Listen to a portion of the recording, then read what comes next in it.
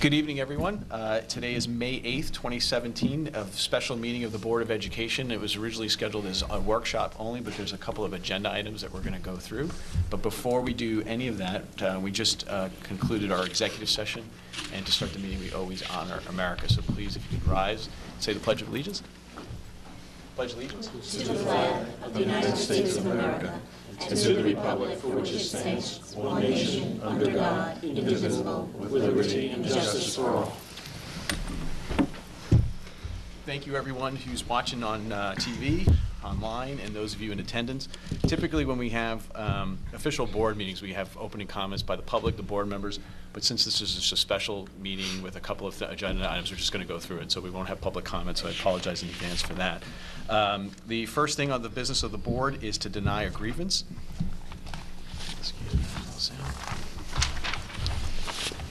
Whereas the Board of Education has received a Level 3 grievance from the CSEA dated March 22nd, 2017, and whereas the Board of Education has reviewed the positions of the parties and has deliberated thereon, now therefore be it resolved that the Board of Education of the Tuckahoe Union Free School District hereby denies the Level 3 grievance dated March 22nd, 2017, consistent with its decision dated May 8th, 2017, which is approved herein, and directs the district clerk to issue said decision to the superintendent of schools and the CSEA. Do I have a motion? Rob, second.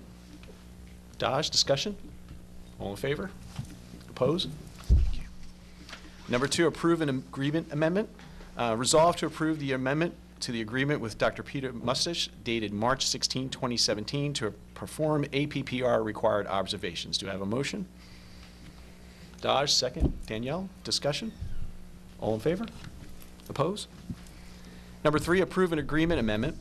Whereas the Tuckahoe Union Free School District entered into a standard form of agreement between owner and architect AIA document B102-2007, dated March 31st, 2016, with Kyer, Garment, and Davidson Architects, PC, for pre-bond planning, and whereas Kyer, Garment, and Davidson Architects, PC, has proposed an amendment to the above-referenced architectural services agreement to expand the scope of the pre-bond and to increase the compensation payable to the architect for the additional services, First Amendment, and now therefore be it resolved that the Board of Education of the Tuckahoe Union Free School District approves the proposed First Amendment to the standard form of agreement between owner and architect, AI document B102-2007, and be it further resolved that the Board of Education of the Tuckahoe Union Free School District authorizes and empowers the President of the Board to execute the First Amendment to the standard form of agreement between owner and architect, AI document B102-2007, and B, take all other actions necessary to implement the purposes of this resolution.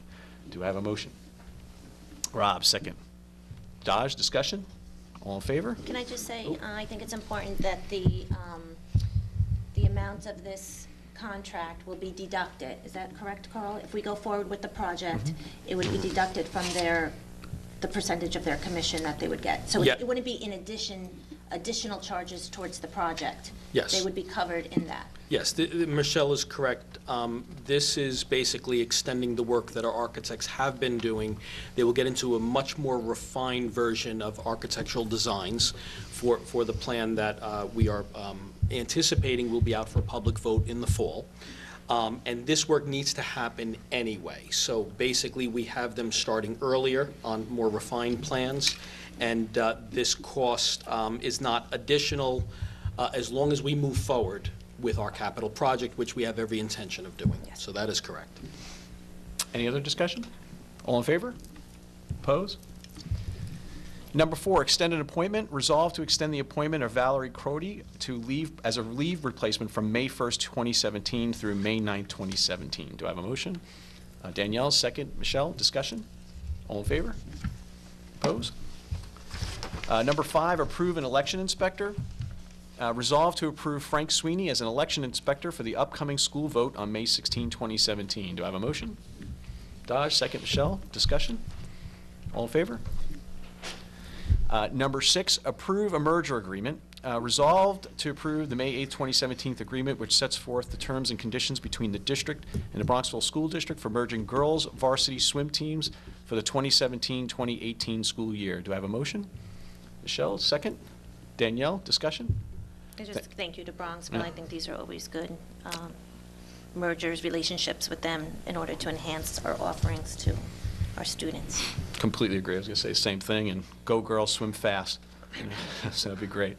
All in favor? Oppose? Great. So now we're going to go to 2 workshop presentations.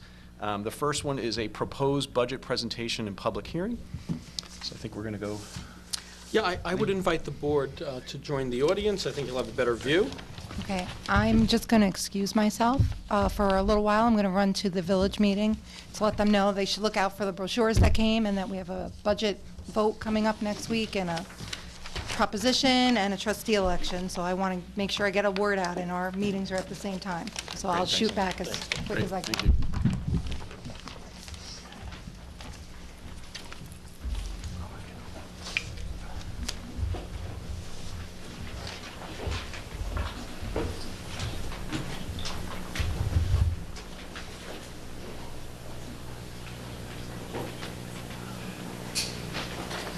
So good evening. It's good to see such a large audience here at our workshop. As Danielle just pointed out, she's heading over to talk about our upcoming May 16th vote. Before I get into the financial budget presentation, and I will begin, and then Ms. Lee Lu will get into more of the financial details, I just want to emphasize once again that in 8 days, on May 16th, there are 3 distinct votes that we are asking the public to vote on. The first is our trustee election. As most people know, we have 5 board trustees that serve Tuckahoe. There are 3 seats that are vacant. 2 are 3-year terms, and 1 is for a 1-year term, actually 1 year and 1 month. Okay, so that is a very important election that people get out there and vote on, and we have 6 candidates that are seeking board seats. Secondly, the other big news is, and you probably are familiar with this, we've talked quite a bit, we have this possibility to purchase the property located at 110 Ridge Street. The board back in December and into January engaged in negotiations with the sellers and the owners of that piece of property. The motivation behind it really came from our facilities committee, who was working closely with architects and coming across this obstacle that Tuckahoe is very land poor. We just simply do not have a lot of property, and we thought that purchasing or acquiring a piece of property in close proximity to the school would make sense. We proceeded to negotiate terms, and right now the purchase price is $662,000, but that is for the public to decide. We don't have the authority to go ahead and purchase it. We only have the authority to go ahead and negotiate it and approve a contract that is pending the public's approval. Okay, so again, on May 16th, you will have that opportunity. Right now, this current school board is strongly favoring building district offices on that property, but even a decision such as that would go back to the public in the fall. We're not voting on district offices there. It is strictly the acquisition of that piece of property. And then in a larger capital project proposal, again, if all things stay as they are now, there's a strong possibility that we would ask the public to consider supporting building of district offices and moving them out of the middle high school and creating classroom space. Okay? It's also important for me to mention that we're not borrowing to purchase that property. So if the public does approve the purchase, the money will come out of district funds. So currently we do have the $662,000 allocated for that purchase. It would be no additional borrowing. Now, for this evening, and we've done quite a few presentations. I believe, Lee, about 5 or 6 thus far at board meetings. We had a morning meeting. But we are obligated, even though the board has already adopted the budget for next year. So it's a proposed budget at this point still. The budget is also there for our community to vote on May 16th. And this evening, we have an obligation by law to have one more presentation of the budget. This will be a more concise presentation. If you really want to drill down into the details, we have the previous presentations to the board and to the public posted on the district website. But I will begin just with a quick narrative, and then I'll turn it over to Lee Lu. First, our budget process is a very thorough process. It begins, believe it or not, back in November through the winter months, and our business administrator, Ms. Lee Lu, meets with all the administrators in the district. We get their request. It's a very thoughtful process. We analyze spending trends from the previous year, but we also look at our strategic plan goals. So the district has a board-adopted 5-year strategic plan. We are completing year 4, and we try to make sure that what we are asking for in the form of budget request, that all of those goals are aligned with the strategic plan goals. So you see on the screen, I'll just highlight a few of them. We're implementing a teacher leadership model to help support one of our curriculum initiatives, which is the writing revolution. The district has a K-12 writing initiative that is in its 2nd year. We have a nationally recognized writing expert, Dr. Judith Hochman, who has actually been here with a team of experts working with all of our teachers, even special area teachers, and we would like to continue that into year 3. We've built some internal capacity where we have some real teacher experts in this area, and we'd like them to work with existing staff, but also new teachers that enter the district, so we can continue to sustain this model moving forward. We've seen a lot of success as far as our students having improved writing in all subject areas. Next, there are the curriculum initiatives. New science standards are coming our way. ELA and math has changes that are passed down from New York State, and we constantly need to realign and stay current. So work needs to be done there. The budget does support that. Also, teacher training and support with curriculum mapping. We have purchased a curriculum mapping software, which is a software that can be accessed online. The public will be able to access just a general page, and then the teachers will be able to get into more in-depth curriculum mapping and have access to information. So, for example, a special education teacher who may support 3 or 4 subjects can go online and see what those teachers in those various subjects are doing at any particular time. Same thing with an English language learner teacher who may be working with or interacting with 8 or 10 other professionals in our district. So we think this is going to be a very useful tool. We've started some training under Dr. McDonald's organization, and we will continue that, and we've budgeted for it. Same thing with ENL training. A couple of years ago, the state required us to have English language learner instruction in a pull-out model as well as a push-in. So the idea is, instead of having our English language learners out of the classroom for a small group instruction, we also have an expert ENL teacher pushing into core academics. It's usually math or social studies, and that is K through 12. But our gen ed teachers, we believe, need more in the way of professional development and better strategies, so that collaborative model is efficient and effective for our children. So there is money to support that. Also, special education has been growing. We have a lot of families who are looking to place their students here on a tuition basis, so they're parentally placed, and the district has received quite a bit of revenue to support those programs. In addition, we have families moving in that may have special needs, so we're projecting that we will need 1 additional special class down at Cottle. The ratio is a 12-1-1 program.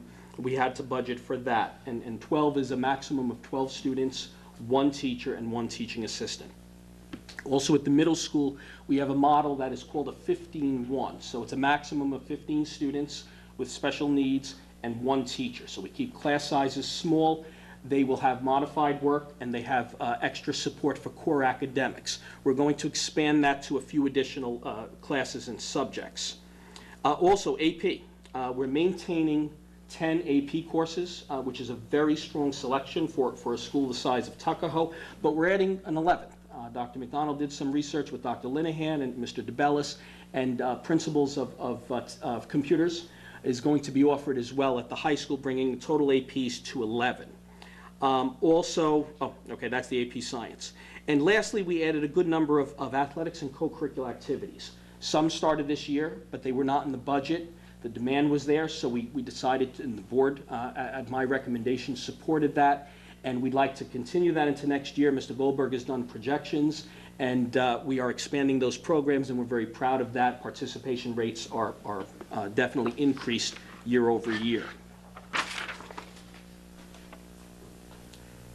So I'm going to move ahead just to talk about enrollment numbers. One goal, of course, and Tuckahoe has a long history of maintaining very desirable class sizes. So up here, you see our elementary school first, and just to bring you through the class sizes, we're projecting for next year 20 students in our gen ed. Kindergarten classes, 24 in grade 1. Both K and 1 have full-time aides in every classroom. Then in grades 2, 21 students on average. In grade 3, 21 students. In grade 4, 21 students. In grade 5, 24 students. It's important to know that even if we receive more students, and we do think these numbers will hold, and we're pretty good at looking at trends and past enrollments. But if they did go up, we just at this point do not have an extra classroom. Cottle we're using office space, we're using closets, we're using hallways, we're using the library media center office. Every possible inch of space is being used, and of course that is why we've been talking regularly about a capital project and adding some classroom space down at Cottle. Moving on to the middle school, we have in grade 6, and this is our largest class, so the incoming 6, currently 5th, we're projecting 27 students per section in 4 different sections. In grade 7, 21 students, it's a smaller grade level, and in grade 8, 23 students on average per class. At the high school, it works a little differently. Students start to have more choice. There are different levels of courses, so I'm just going to give you, the grade level. In grade 9, we project about 70 students across the entire grade. In grade 10, 91. In grade 11, 59 students. That is our smallest grade level in the district. And in grade 12 next year, we believe we'll have about 76 students. Total high school numbers are 296. It's a little lower than the previous year. This year we're at 307. These are the 10 AP courses that we are maintaining. We have a strong commitment to those courses. And here is just a summary of staffing. So this is important.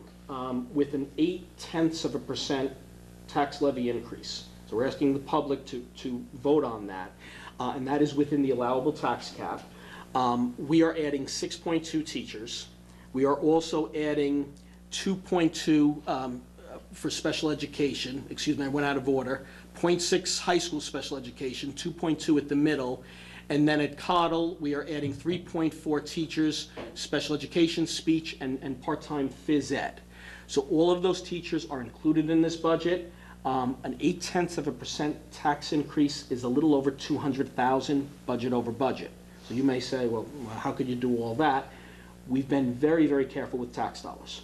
We've looked for ways to be more efficient, ways to save, ways to generate revenue in the district. So yes, within that allowable tax increase, we are able to do all this for next year and still maintain a healthy fund balance.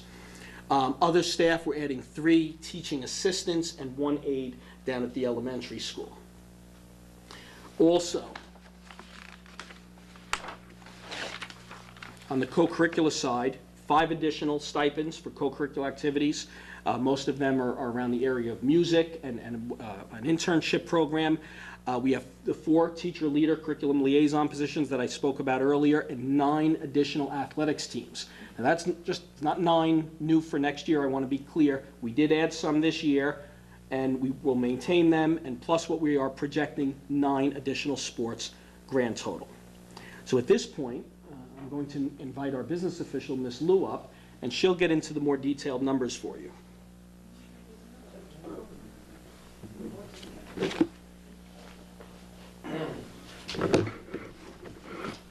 Hi, good evening.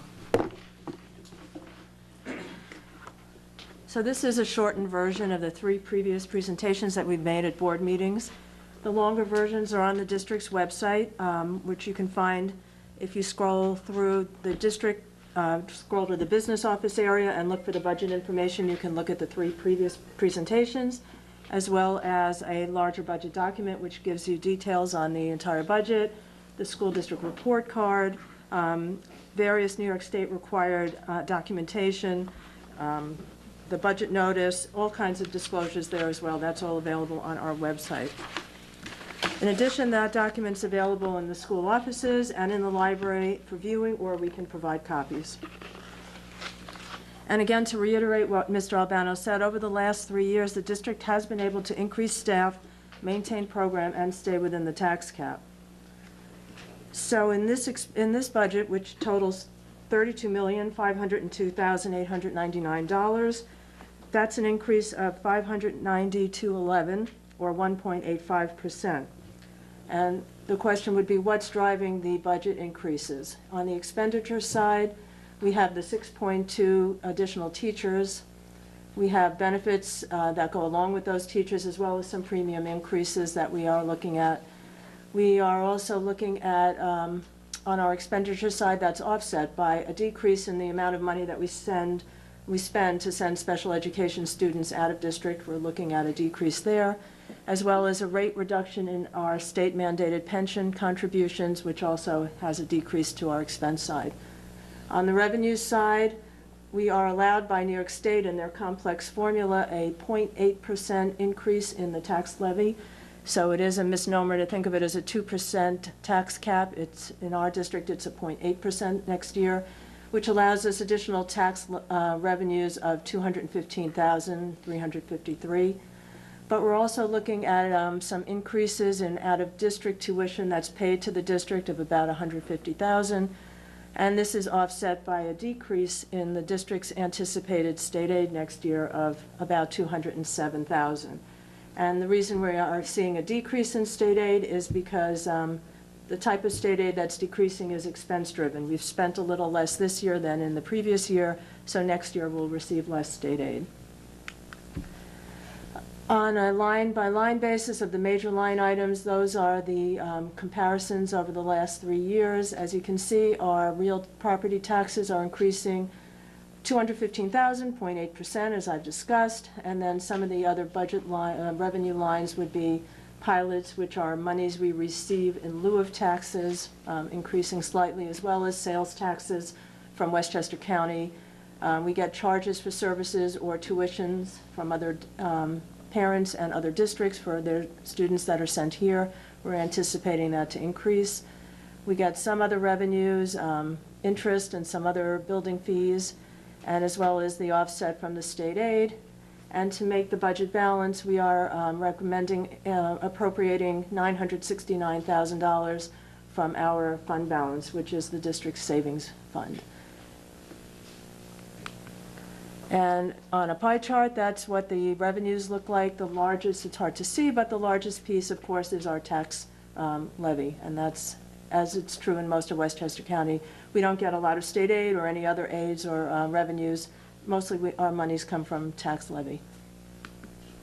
On the expenditure side, you can see that we are anticipating that instruction is the biggest driver of our increase in our budget, and then as well as we have some smaller increases in pupil transportation, employee benefits, and then we have some offsets. We are retiring some debt, which is about $141,000 less of expense next year, and an interfund transfer that we won't be doing in anticipation of some capital project down the road, so we won't be transferring money to do capital projects next year.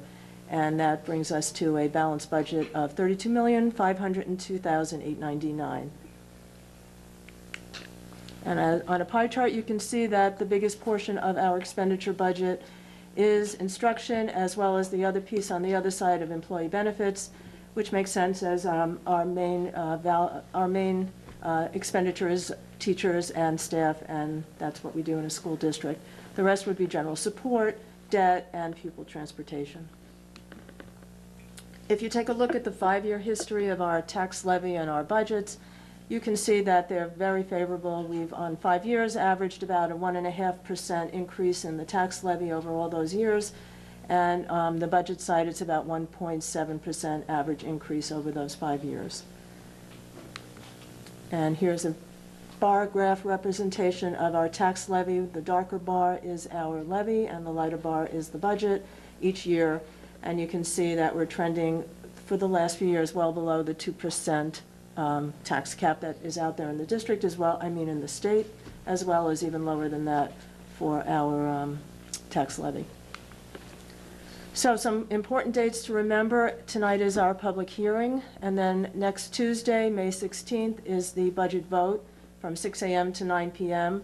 There'll be 3 propositions, as Mr. Albano had said, to vote on the budget, to vote on the property acquisition, and to vote for trustees. There are 3 voting districts. You can find all the details on our website if you can't read that. But they're the same district, election districts that we've always had in the past. And that's it.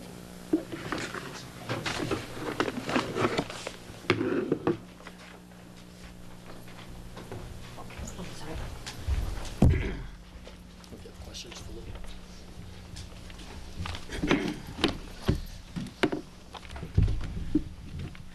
Okay, so thank you, Lee. Thank you, Carl. Just a couple of quick comments. This budget has already been voted on by the board to present to vote, so it's not like we change anything in this budget, but we are open to any questions or any clarifications. I'll start off with the fellow board members, if there's any questions or comments from any of you.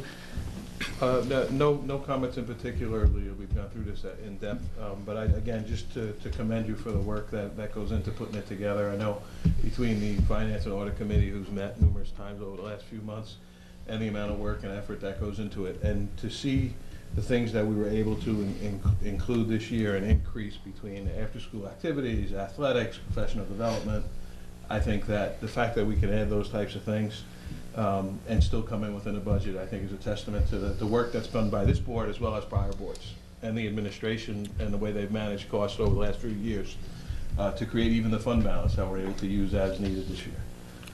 So thank you. Agreed. Josh?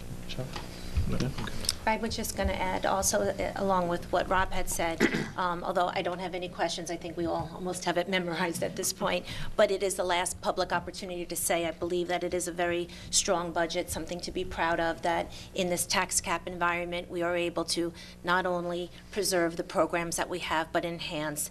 And I think one of the most important highlights that I'd like to add is the teacher training, because in this challenging curriculum, that is the way that we can support our students. And it's something that was lacking years ago, and very proud to say that we're doing a very good job with that at this point, so thank you.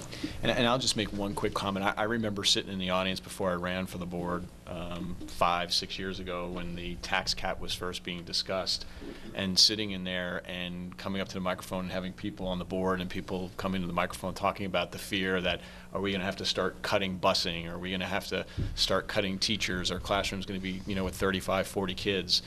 It was a scary time for those of you who didn't live it back then. Many of you probably watched or were here with us. But I can tell you, since back then, I started coming to meetings all the time as a public member, and then ran for the board and seated here 3 years. I can't think of any programs that we've cut that were really major programs that caused an outcry by the public. So the fact that in this budget, as well as budgets that have been going on ever since this tax cap has been implemented, I think, to the school, to the administrators, to everybody who's really rolled up their sleeves to kind of figure out how to do this, and with the public support of voting for these budgets year after year, we've been very fortunate that our kids haven't had many things that were really taken away from them or cut, with the finances being more difficult to come. So congratulations to I think it's everybody. also been more, instead of cutting, a new way of looking at things, where, as I believe Carl has said in the past, we are constantly looking at what's working, what's not working, and adapting as we go along. So that's why the budget is supporting the things that are needed now, but all those adjustments are constantly made of what's working and what's not working. Yeah, and hats off to the board and the administrators who come to us with those ideas on how do we stretch our dollar wider and longer, and they've done a great job of that. So, Colin, were you going to say something? Yeah, I would just add that, and I know the board has heard this before, but I think it's worth mentioning again that the administrative team and I, and along with Ms. Liu, we're budgeting very closely. We don't have extra teachers or extra, paraprofessionals. We let you know what we need, and I do want to thank the board, because there are times where I could potentially come to the board in October or December and say, well, we have, some new children who have moved in that have a particular need, and we need to increase staff in this area, or a service provider. And the board is very understanding of that. But I think we have a much better approach. Years back, we always maintained full staffing. I think now the administrative team, I thank them, they're here to present in a few moments, but we're really coming to you with what we need, or coming to the public with what we need. And then if we need to add, we're back here, and the board does understand that because we have obligations. But I think that's worked for us. And the only other point that I'd like to make is that, in this tax cap environment, it's a challenge. And we have a great story to tell this year, but Lee and I talk about this. We start looking 2, 3, 4, 5 years out, and 0.8% of an increase is probably not sustainable. There may be a day where we, hopefully down the road, where we come to the public and ask for an override. And hopefully we've earned your trust and your confidence that we are managing your money wisely and carefully. Right now, there's a couple of Westchester districts that are asking their publics for, to support an override. We're not there, and we think we won't be there, at least in the near future. And we will do our best to sustain that and remain under this tax cap for the near future. Great. So I'll open it up if the public has any comments on the budget. Please come up to the microphone. Okay. So I'm going to move on to the second workshop presentation, and that's the strategic plan update on student life, growth and development, and student special needs and talent. I think Ellen's going to start us off, and then we'll have some presentations for us all to see. Thanks. Take our seats again. You may want to come back around front.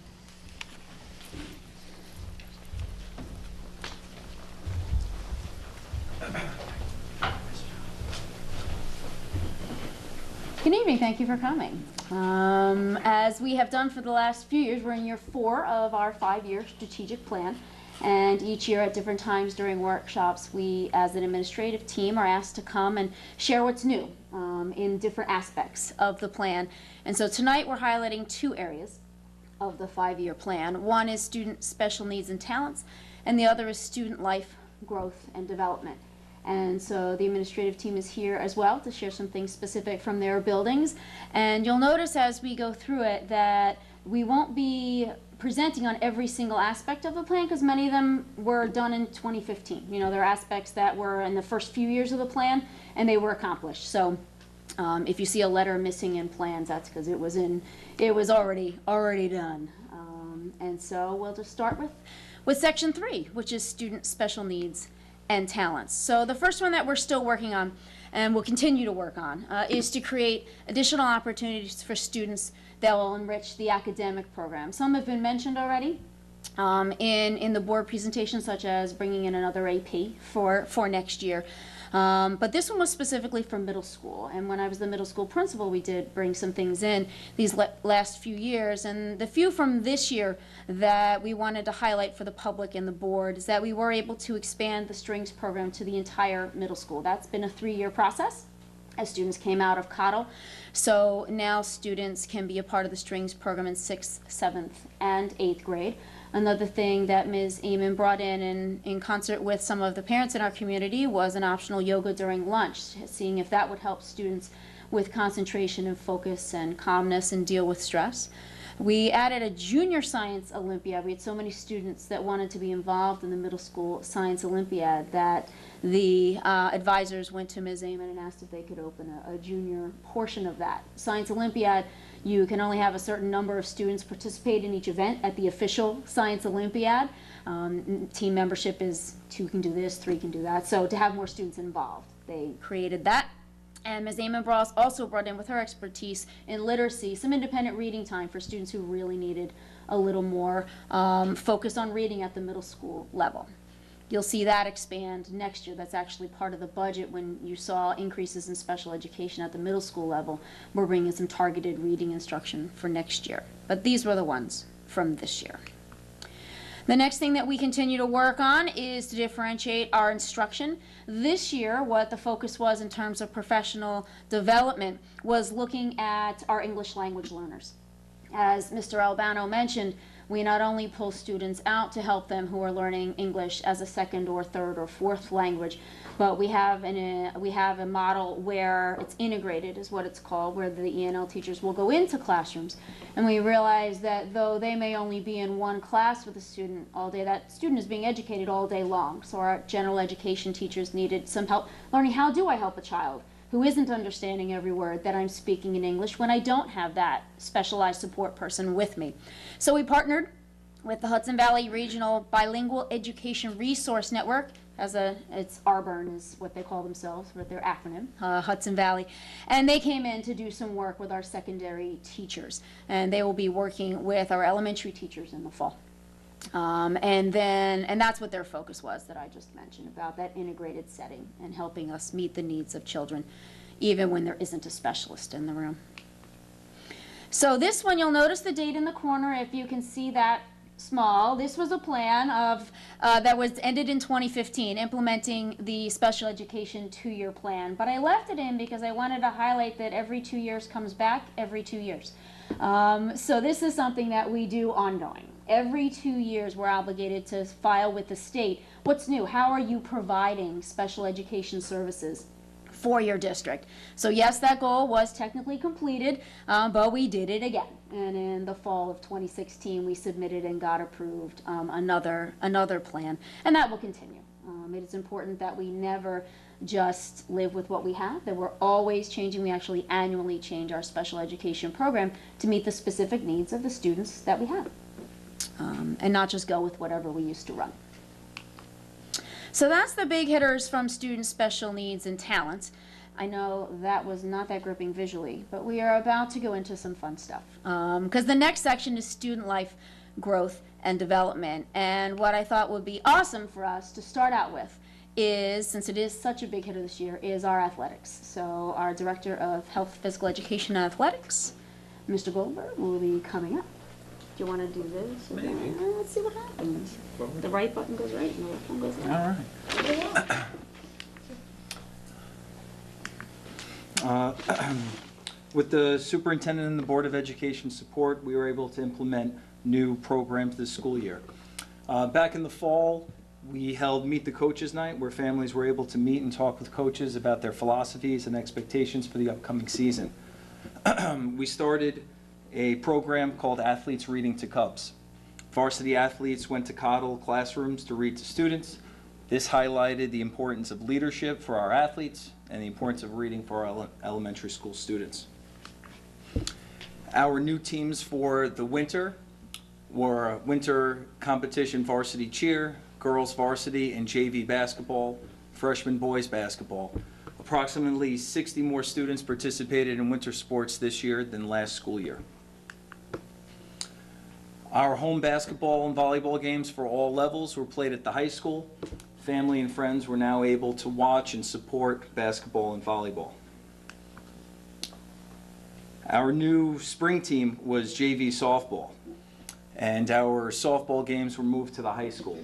As you may be aware, Mother Nature was not too kind to us this spring, and we were certainly thankful that we had a field to accommodate the needs for our teams.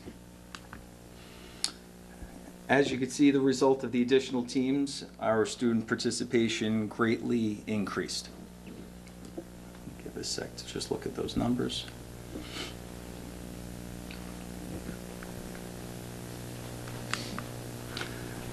We celebrated our student athlete success this year with our Athlete of the Month award. This award was presented to 2 male and 2 female student athletes in the middle school and the high school for their team contributions. We also held a senior signing day to honor our senior athletes moving on and competing at the college level. In the winter, we hosted approximately 100 students, families, and friends with an award-winning journalist to discuss social media awareness. Why'd we do it? It goes back to our athletes being good role models and leading by example. It also focused on understanding the implications of social media use. Our JV girls basketball team worked with Southeast Consortium. Our athletes worked with students with special needs in the field of athletics. Our fall athletes attended a breast cancer walk at Manhattanville College. Our spring student athletes wore blue to support autism awareness.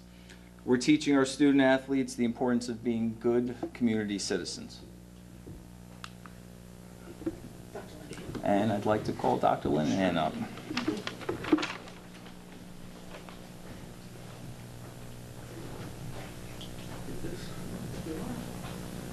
Good evening. Some of the improvements we made at the high school involves career exposure to our high school seniors. We've introduced a senior internship program. Currently, we have 27 seniors who are candidates to go out into the world of work and work as interns. Their positions will be in various locations, in government agencies, schools, private industries. So they're currently taking their finals now. If with approval, if they're ready to go, they'll be out in the world of work. And the program is really comprehensive. They basically have to keep a log. They have to report to their sponsor, who's someone in the district, and they have to do a presentation and attend 2 presentations at the end of the year. So we're looking forward to that. Another addition is we continue to expand the Habitat for Humanity. As you may be aware, we received the Charity of Champions Award from the Optimum Corporation. $2,500 was donated to the Habitat of Humanity of Westchester based upon our school's program. Over 100 students, which is 1/3 of the high school, are involved in the Habitat for Humanity. So our students are not only smart, but they're also very handy. So, which one? The one on the right, not the middle one, Okay. Got it. Thank you.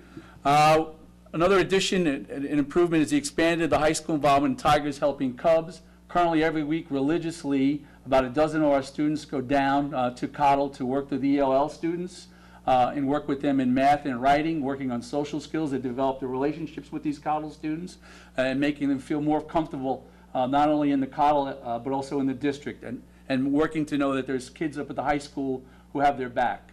So that's been a big program. Mrs. Ferguson has been wonderful with that. The Cultural Arts Committee, basically at the end of the spring musical, Sister Act, we got together the Cultural Arts Committee, Mrs. Duchateau and Ms. Loma proposed that we have a panel for our students who participated in the spring musical. So they had lunch. Pizza was the enticement, but really the reward was we had Broadway performers, screenwriters, theater agents come, thanks to the PTA Cultural Arts, who gave them a perspective on 2 things, what they're doing now and really how their career evolved. And it was amazing the many walks and the way many paths people took to get to their career. I think students, as you in the audience, you have your own professional careers, they just assume you woke up one day and you became that. And basically, when they saw the road that these people took to get to where they were, we had a Broadway singer who performed for them, and it was a wonderful afternoon, and the students, I think, got a lot out of it from an entertainment point of view, but more importantly, from a career perspective. In December, the GO, with Mr. Garufi and Ms. Edie Fernandez, put together the Pearl Harbor ceremony. It was the 75th anniversary of the tragedy of Pearl Harbor. And I got to tell you, we had 300 people in the audience, and you could hear a pin drop. And about 275 were teenagers. And basically, for an hour, they sat there and were mesmerized. And you would have been so proud of our students. Basically, not only did they give speeches that were very well delivered, but they also, many of our students assumed the role of people who were at Pearl Harbor. They actually did characterizations of people who were there during the attack. It was very moving. At the end of the performance, our students were just lauded. So that was a wonderful event. And of course, the Olympics continue to grow. The board happened to be on tour during our Olympic. We're about 20% increase. Basically, what we do is the end of midterms to take the stress away. We have an afternoon for about an hour and a half of grade level Olympics. It's sponsored by Mr. Rodriguez and the GO. The students working putting it together. It's really just to build relationships and have a good time and get ready for the second semester. So those are some of the highlights we've had this year at the high school. And I'll turn it over to Mr. Albano. Thank you.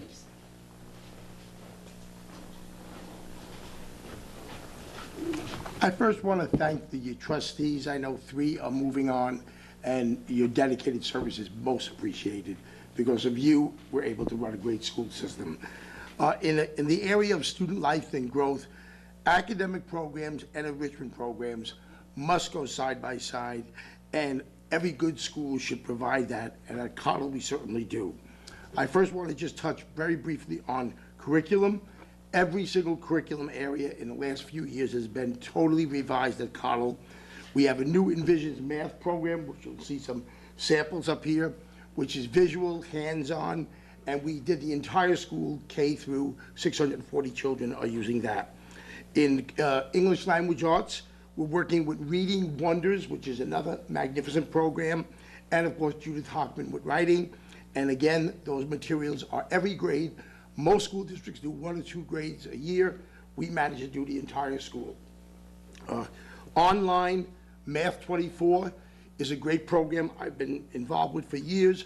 The children calculate and solve math problems at home, and then as a result of it, they get gifts such as wristbands, you'll see them over here, or their names are announced over the PA system. And so far, we're up, at this point, 1.5 million math problems were solved at Connell School by our children. This is at home on their own time. And it's a wonderful enrichment program, and students love to be recognized. Hands-on science, you can go to a kindergarten class or a 5th grade class. They'll tell you hypothesis, scientific method, drawing conclusions, materials. They're doing experiments from kindergarten on up, and when I observe, I look for those experiments and articulate on them. If you look at our math scores, you'll see that we were in the 90 percentile for passing, 3 and 4, and I think 80-something percentile for perfect scores. So we're very proud of our children. I also was able to do this with the support of the taxpayers, the board, but we had over $100,000 of materials donated to the schools. Many of the companies, McGraw-Hill, Pearson, we either listed it as pilots, but we used creative financing to bring these materials in. So the children should certainly be ready for the middle school and high school when they go there. Now we'll just touch on enrichment for the last part of my presentation, and then we have a short clip for you. In enrichment, we have implemented many programs over the last 3 or 4 years. On May 25th, over 500 parents and children will be at Citi Field to sing for the New York Mets. And that's a very moving thing. Their name appears on all the boards and posted, and I'll be there to support the children. But so far, 450 parents purchased tickets, and then the children will be singing with Connell t-shirts saying, "Good luck, Mets." The chess program is before school, sponsored by the PTA, and after school, it is a low tuition. We have 3 semesters of chess, and you'll see a little bit touching on this over here. And then as a follow-up to that, we actually have what we call a tri-state chess tournament. So New York, New Jersey, Connecticut, from Arthur Avenue to Greenwich, children compete. And you'll see the tournament. It was actually an hour video that Gary Miller made, but we're only going to touch on a minute or 2 of it over here. Science Fun Day, we just finished that with the support of the PTA. I brought in IBM and also many local museums, and you actually will see in the video scientists working side by side with children, building robots and doing many wonderful things. And then, of course, you're all familiar with the school science fair. Every child, K through 6 or through 5, excuse me, has their science projects on exhibit, but they can articulate them. That's what's important. It's not just a project. If you say to them, "What is your project about?" they will tell you and use the technical terms. Tigers Helping Cubs, that was mentioned. High school children coming down to work with our children. Our diversity club is amazing, celebrates different cultures every single week, and we're very proud of that. And then last but not least, and you'll see it near the end, a classical music concert. Every year I bring a classical artist. I had Byron Duckwell, who's head of the Minnesota Orchestra, and I also had Katia Graniva, who's a pianist, international pianist from Russia, not only perform at the school, but then we work out where we bring hundreds of children to Carnegie Hall. Last year, 2,000 children went to Carnegie Hall, about 200 from Tuckahoe. And it's open to children, again, any grade, and just to be in that facility is amazing. And to have children see a holiday concert. So children are free, but we have people that donate to that cause. And then it's a small, I think, $25 or $35 for parents. So if anyone wants to go, we're going to do Carnegie Hall again next year. And this year it was very successful. So now we have a short clip put together by Gary Miller, who's amazing. These were all our clips cut down to a minute or 2. So enjoy it.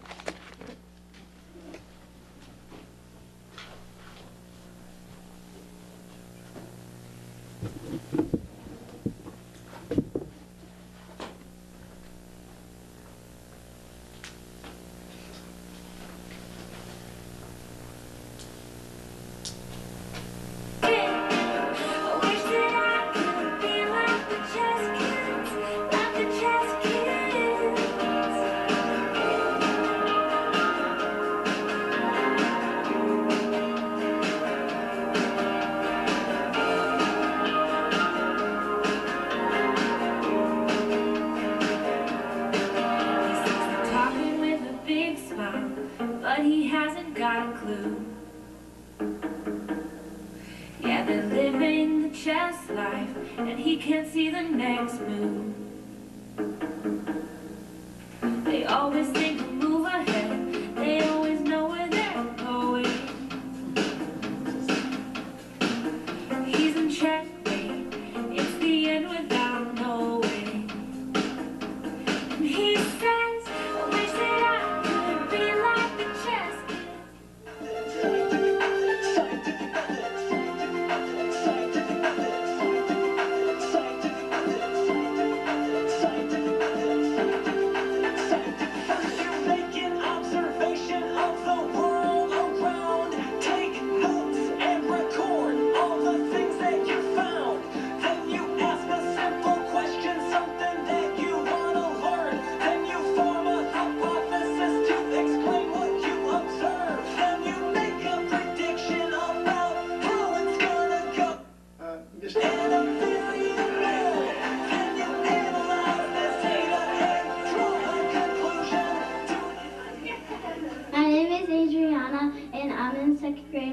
is Miss Gangemi, and today I made an LED butterfly. I think it was in Miss Beach's room. Did you put it all together? Yeah. And what makes it light up? There's this, so these are bulbs, and like there's like an electric disc thing, and it makes the bulbs light up.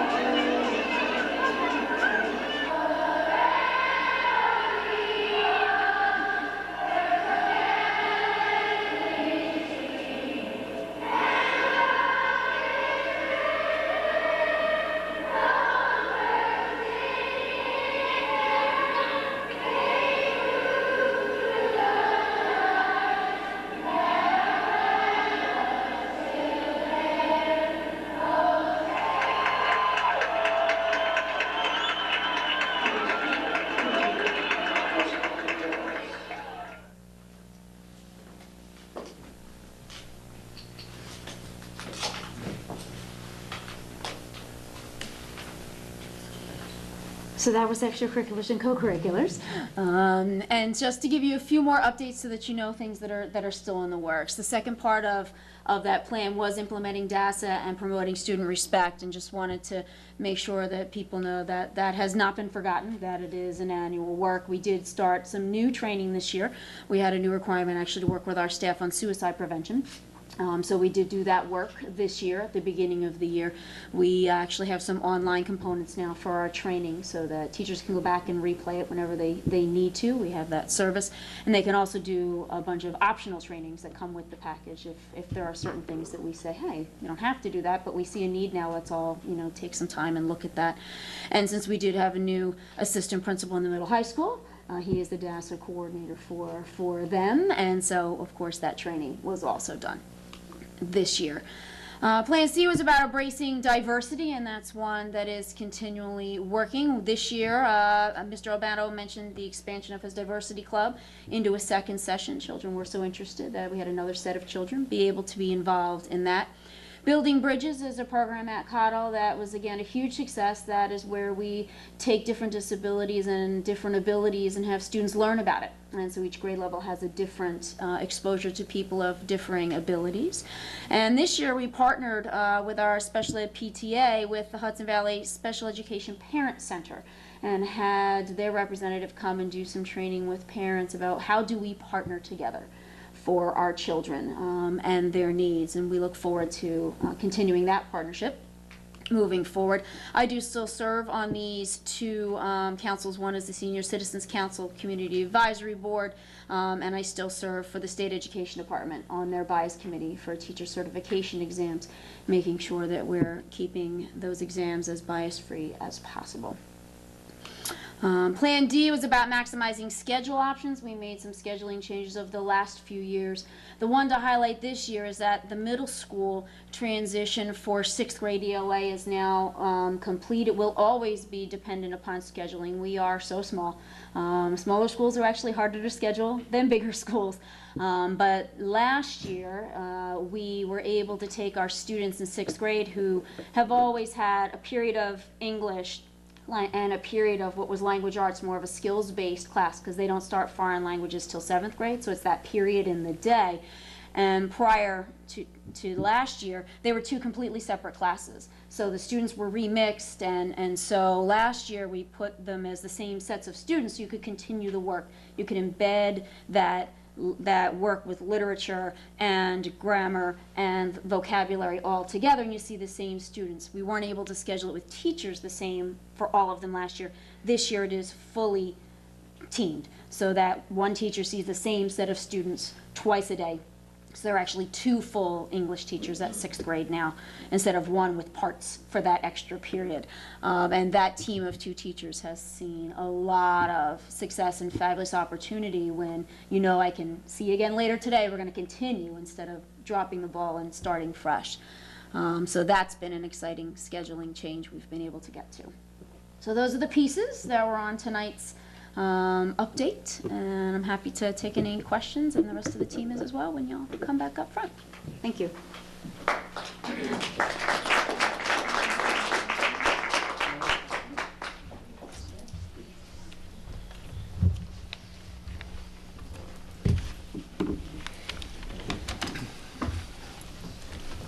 Thank you, Ellen, George, Bart. It was great. It's always wonderful to see what the kids are doing, and a lot of times we're voting on things behind the scenes or approving things, but we don't get to see it, and so it's really nice to hear and see about it. I just make one comment. You know, we talked about the budget first, and then we're going to all these enhancements that we've done. You know, a lot of these things don't really cost a lot of money. You know, taking a bunch of college kids down to sing the national anthem now for the 3rd year in a row, and I mean, when my little guy was, you know, not so little anymore, but when he was at college, he had the chance to do that.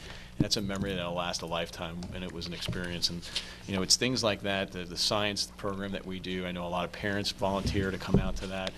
I know Ms. Kaufman does it, who's got a big science background and is a brilliant person in the science field who helps out amongst other parents. Again, these are all things that our administrators or school are thinking about out of the box that don't really come in the taxpayer's pocketbook.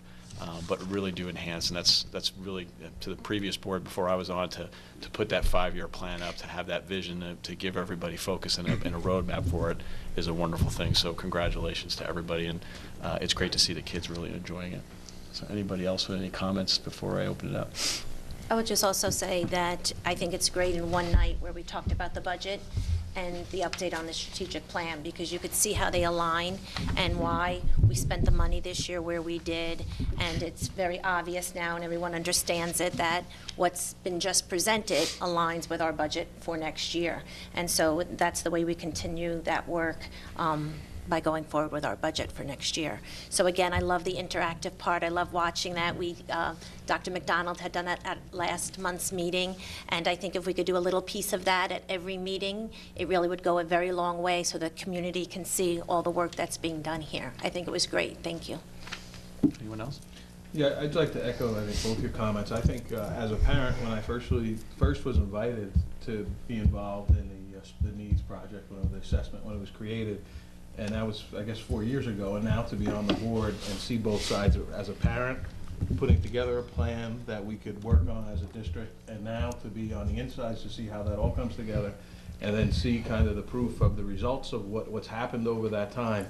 It's really nice to see, and I think my eyes have really been opened a lot this year with some of the other things I've seen that's going on during the day. And as a parent, we're all working all the time, we're all busy with our jobs, and what I would say is we probably should be speaking more with our children to see what's going on at school, because honestly, I wasn't aware of a lot of the things that have been implemented. So I think for those who are here tonight or those watching at home, really take a look at what's going on here, because the things that are going on at the school, although we don't celebrate them enough, I think there's a testament to the strategic plan, the assessment. I think we're going to perform another one. I think there's great things happening, and it's nice to see, and I applaud the administration and the faculty and the prior board and Dr. Wilson when he put the time in initially to put the plan together. So kudos to everybody. As a teacher and a parent in this district, I know that we continue to raise expectations for kids every year, want more and more out of them.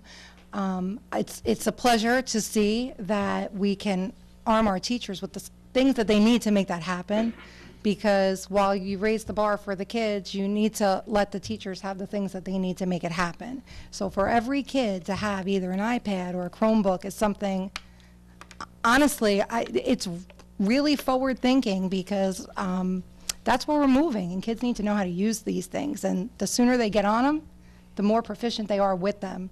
So that's a great thing. It was a pleasure to have Mr. Goldberg here this year to see how many changes there were in the athletic program, the increase in kids participating, and the community spirit that you see when these kids are together as a team. It's really a nice thing to see.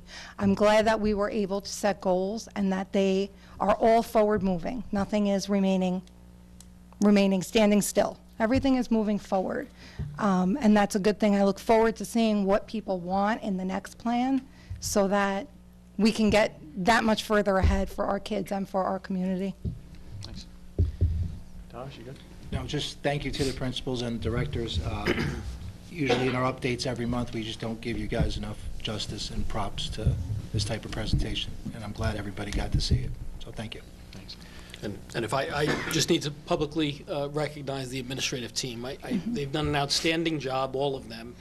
And, we talk often about, creating a full educational experience for our kids. And just this morning, Mr. Goldberg and I were talking about how the research will support, students who are involved in sports or extracurricular or in volunteer activities. They are better academic students for that. They're also building character. There's so many lessons that are being learned through the activities you saw this evening. And the other thing I'd like to mention is that the board, when I started in my role as superintendent, I heard from the board members that bring your ideas to us. You felt that you were not hearing these proposals and these ideas, and I have to say, some of these ideas were generated at the administrative level. Other ideas actually came directly from students. I think our GO president, Brian Baker, he was really advocating. He was here at board meetings advocating for the senior internship program. And I have so much respect for what he did. Dr. Linehan ran with it, did the research. We got a proposal back to the board, and here we are implementing it. And kudos to the entire team. Good work. Great, thanks, Carl. So I'll open it up to the public if there's any questions about the strategic plan presentation. Okay. Can I have one? Sure. An audience member caught me on the way out before. So they have not been receiving the mailings. I think that everyone that should know that if you don't have children in the school, there is a community email list. And if you call the superintendent's office and speak with Lauren, Yes. she will be able to sign you up for that, so that if you don't hear it at the village or town meeting and you don't hear it here, you will get the important things that you need to know about. Every time they're distributed, you will know. But you have to sign up for that community email list. And that's just a phone call to the superintendent's office. Carl, we all live in the community, and we have neighbors, and if you know your neighbors don't have kids in the school, let them know, and maybe we maybe put something on the website to remind our parents to let those folks that don't have kids in the school know how to get that information, because I think it is important, and it's hard for us to figure out these folks' emails or where they are without personally knowing. So if you have a neighbor next door who's elderly, let them know that they can get that information and how to do it. We can all chip in for the community. It'd be great. Okay, I am going to ask for a motion to adjourn the meeting. First Michelle, second Dodge. Discussion. I'll say one thing, don't forget May 16th is a very important vote for 3 trustees. I think there's 6 people on the ballot. Great candidates. Watch the debate if you haven't. It's on TV. It was really interesting. I was there and appreciate everybody who came forward. We're also voting on the 110 Ridge Street, so make sure your vote is heard. And of course, voting on the budget that we discussed tonight. So any other comments? All in favor? Opposed? Good night, everyone. Thanks for coming. Thank you.